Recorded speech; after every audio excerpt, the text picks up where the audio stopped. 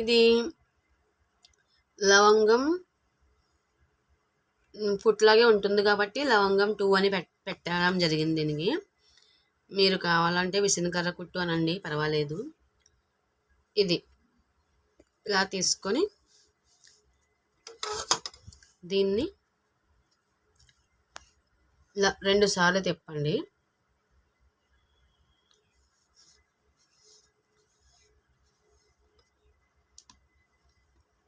ఇలా 3-4 కలర్స్ వేసి వాళ్ళకి ఇలాంటి 2 ఫ్లవర్స్ వేస్తే మొత్తం వారం అంతా కుట్టుకుంటూ ఉంటారు.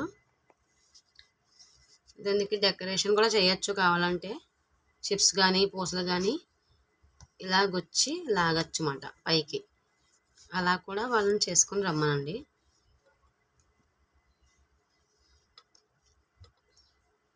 ఇలా ఇది పూర్తయ్యాక ఎలా ఉంటుందో చూపిస్తాను.